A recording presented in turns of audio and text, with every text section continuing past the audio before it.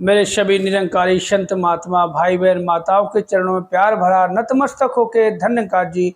और जो मेरे मित्र भाई सब्सक्राइबर भाई सभी को मेरा प्यार भरा नमस्कार। सदगुरु माता सुदीक्षा जी महाराज के चरणों में कोटि कोटि धन्यकार जी। सदगुरु माता जी, आप सभी ने देखा होगा कि हमें वचनों में इस कदर समझाते हैं सच्चे पातशाह कि कहते हैं ना समझ भी, जो कभी सत्संग नहीं भी गया होगा ना, जो पहली बार हम किसी को लेके जाते सत्संग में और वो भी समझ जाता है। माता जी की जो समझाने की जो कहते विधि है, तरीका है, इतना आसान है, बहुत ही सहज स्वभाव से और बहुत ही धीरे धीरे रुक रुक के हमें ऐसे समझाते कि एक एक शब्द जो है हमारे मन में रिकॉर्ड हो जाता है। हम वो एक एक शब्द भूल नहीं सकते। मगर कभी आपने इस चीज़ को नोट नहीं किया हुआ कि सच्चे पातशाह सदगुरु माता सुदीक्षा जी महाराज हमें बार बार कुछ शब्दों का बार बार हमारे सामने मतलब उच्चारण होता है। क्यों होता है? क्योंकि अभी भी हम वहाँ तक पहुँचे नहीं हैं। कहते हैं हमने जो काम कर लिया, जो काम छूट गया, मालिक हमें उस काम की बार बार किसी ना किसी बहाने से, हमने कोई भूल करी किसी बहाने से, वो काम बार बार याद हमें दिलाया जाता है। तो हम वो काम नहीं कर पा रहे हैं, हम वो अवस्था नहीं प्राप्त कर पा रहे हैं और ना प्राप्त अभी की है। अभी जब तक हम प्राप्त नहीं कर पाएंगे, बार बार अक्सर मैंने देखा है, कई बार संगत तो की है और वैसे वचन सुनने को मिलते हैं माता जी के, तो ये चीज़ अपने नोट की है कि ये शब्द हमारे सामने बार बार अक्सर रिपीट क्यों होता है कि दुनिया का मालिक खुद साकार रूप में प्रकट होकर हमें उस बात का एहसास दिला रहा है कि जिस चीज़ का हम एहसास कर चुके हैं, जिसका हम बोध कर चुके हैं, उसका बोध करने के बाद कहते हैं जो चीज़ हमें अमोलक वस्तु हमें मिल चुकी है, वो चीज़ हमारे पास है, हमारे साथ है, हमारे अंग संग है, उसका हमें एहसास नहीं है। तो बार बार हमें इस चीज़ का एहसास दिलाना, बार बार, एक बार नहीं, हर बार, हर संगत में आप देखो, नोट करो कि वो शब्द हमारे सामने आता जरूर है, वो शब्द हमारे सामने आता जरूर है। हर संगत में, समागम में, कहीं भी आप देखो वो शब्द हमारे सामने आता जरूर है। मगर कहते हैं कि जो समझ गए वो बहुत बिरले हैं, बिरले भक्त हैं, वही समझ सकते हैं जो इसके चरणों की धूल बन के रह रहे हैं, जो इसकी चरणों की धूल बन गए। ऐसे कहने के तो हम सब कुछ कहते हैं, हम निरंकारी हैं, सदगुरु की बड़ी कृपा है। कृपा होगी तो हमें कहने का एहसास ही नहीं होगा कि हम ये कृपा है, हमें कभी कहने की जरूरत ही नहीं पड़ेगी सदगुरु की बड़ी कृपा है, जरूरत ही नहीं पड़ेगी, क्योंकि हम कृपाओं में ही घुल मिल जाएंगे। कृपा तब होती है, कहते हैं कि सदगुरु कब खुश होता है? सदगुरु तब खुश होता है कि हम अपने जो भी निरंकारी संत महात्मा भाई बहन जो भी है सभी का आदर सम्मान करें और सदगुरु के बताए हुए जो वचन हैं उस पे हम चल पाएँ, ईमानदारी से चल पाएँ और सेवा निस्वार्थ भाव से ऐसे कर दे जैसे हमने कुछ किया ही नहीं। जैसे कि क्या होता है, आपने देखा होगा, हम कहीं लड़ाई झगड़ा कर दें, किसी को हम थप्पड़ मार दे या हम किसी को गाली दे के आ जाएं और वो हमें मार दे तो हमें याद रहता है, अरे उसने ऐसे मारा क्यों? तो कहते हैं कि मारा क्यों? तो यही देखा, आप किसी ने नोट किया नहीं किया, भी बार बार शब्द हमारे सामने क्यों आता है? इस चीज को समझें। हम वचन तो सुनते हैं, हम सत्संग तो करते हैं, सेवा तो करते हैं, सुमरन तो करते हैं, सब कुछ करते हैं, मगर हम वो नहीं करते हैं जो सदगुरु हमें बता रहे हैं।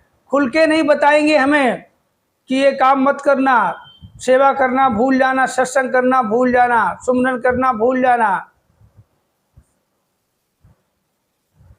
याद रखना है, सत्संग के वचन याद रखने हैं, संतों की सेवा याद रखनी है। आज हमने, मेरे घर में संत महात्मा आए, हमने ऐसी सेवा की, हमने ये, और आए थे, बड़ी अच्छी कृपा हुई, हमारे को सेवा का मौका दिया, आए तो हमने ये खिलाया, आए तो हमने वो पिलाया, तो जता दिया तो सेवा नहीं होती वो।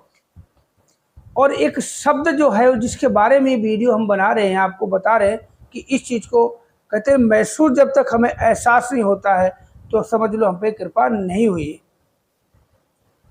कहते हैं कि देखो खिलाने वाला यही है। अभी आप ही देख लो, आपका बच्चा कितना भी नकारा हो, कितना भी कुछ हो, सुबह से लेकर शाम तक ड्यूटी पे गया, एक दिन ड्यूटी नहीं जाता है, वो घर पे पड़ा रहता है ऐसे फालतू छुट्टी करके, तो क्या आप उसको रात को भूखा सुला देते हो?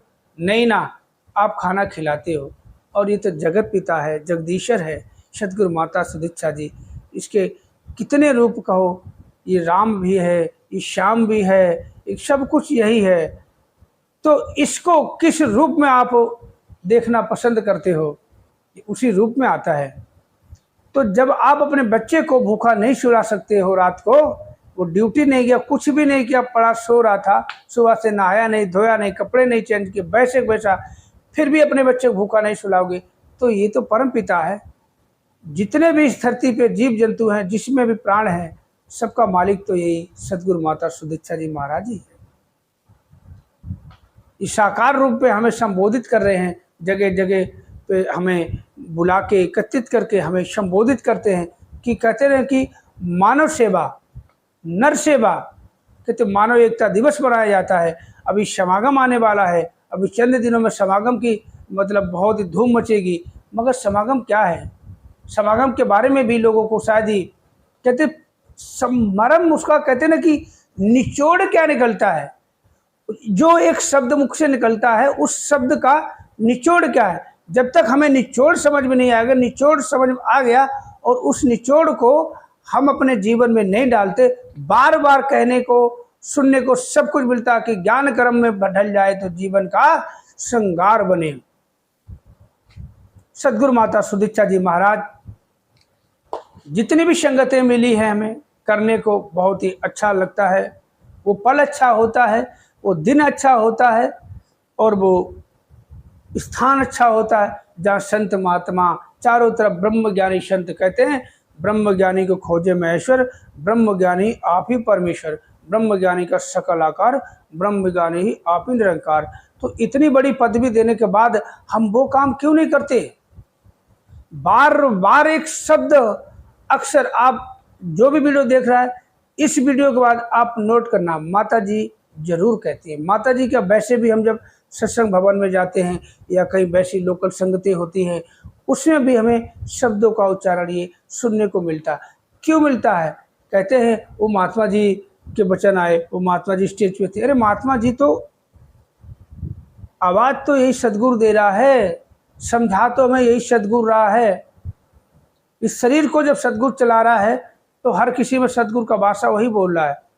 तो आपको बताता हूँ, ज़्यादा समय नहीं खर्च करूँगा, छोटा सा वीडियो, अभी 2-3 दिन से वीडियो हमारा नहीं आया होगा, आपने देखा होगा किसी कारण, किसी परेशानी कारण, परेशानी तो नहीं थी, कोई थोड़ा सा